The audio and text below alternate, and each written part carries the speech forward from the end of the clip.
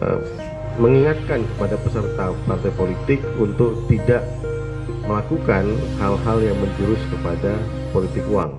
Politik uang makin besar kemungkinannya terjadi karena ada kontestasi di internal partai. Jadi tidak hanya di antar partai, tapi juga di internal partai ada kontestasi.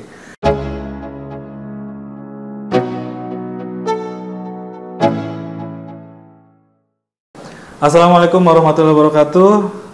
Jumpa lagi di channel Indopol Survey. Terima kasih sudah mengikuti video-video kami. Kali ini kita akan membahas tentang politik uang di pemilu 2024.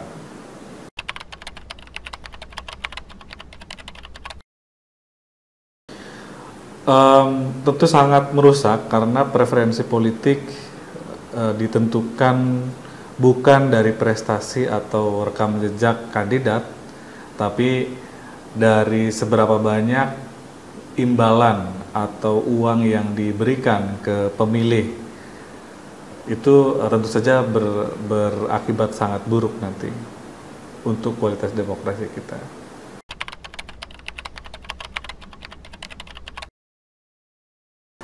Jadi begini, ada 5 jenis pemilih atau model pemilih yang menerima politik uang. Jadi yang pertama itu loyalis pribadi, yang kedua itu pemilih mengambang. Jadi sebetulnya dia tidak firm betul dengan pilihannya, masih mengambang.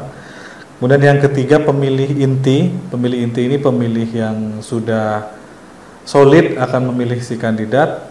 Kemudian pemilih informasional atau pemilih yang digerakkan oleh desas-desus atau informasi dari tim sukses. Dan yang terakhir adalah pemilih dengan model norma timbal balik. Artinya kalau dia sudah ngasih ke saya, maka saya harus berbuat sesuatu untuk orang yang mengasih itu. Nah, itu disebut dengan model pemilih yang menggunakan norma timbal balik. Nah, dari semua itu saya kira tidak ada yang lebih baik atau lebih buruk. Semuanya punya akses atau punya ekses negatif terhadap kualitas demokrasi kita dengan politik uang ini. Hanya saja kita harus membedakan mana yang disebut dengan money politik atau politik uang dengan cost politik atau biaya politik. Jadi kalau kita melihat ada kandidat kemudian mengumpulkan tim suksesnya, mengumpulkan konstituen dengan acara makan-makan, dengan acara door prize dan sebagainya, itu bagian dari cost politik. Cost untuk memobilisasi, cost untuk konsolidasi, itu hal yang masih bisa kita maklumi atau kita terima sebagai biaya politik atau cost politik.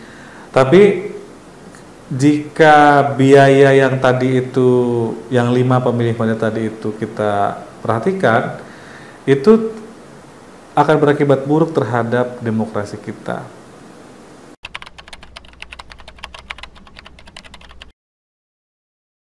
Memang serba dilematis ya dengan sistem sekarang yang menggunakan proporsional terbuka. Itu politik uang makin besar kemungkinannya terjadi karena ada kontestasi di internal partai. Jadi tidak hanya di antar partai, tapi juga di internal partai ada kontestasi. Nah, kontestasi ini tidak bisa dimenangkan hanya dengan mengandalkan bahan bakar kita memiliki kesamaan ideologi, tidak bisa.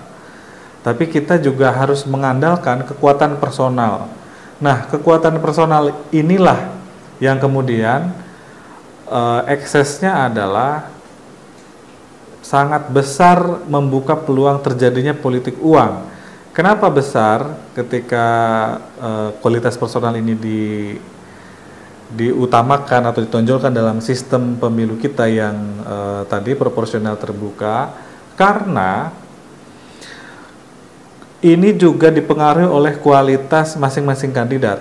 jika kandidatnya memiliki kualitas personal yang baik, modal sosial yang cukup, politik uang bisa diminimalisir. Tetapi jika kualitas kandidatnya tidak cukup, artinya tidak populer, kemudian tidak memiliki modal sosial yang kuat, maka politik uang makin besar peluangnya. Karena dia bagaimana mau mengandalkan apa? Popularitas tidak punya, elektabilitas rendah. Satu-satunya cara agar dia terdongkrak suaranya adalah ya dengan tadi itu, dengan politik uang yang transaksional, dan itu main di ujung, main menjelang pemilu atau di hari pemilu. Karena tabungan sosialnya tidak cukup untuk memenangkan di hati para pemilih.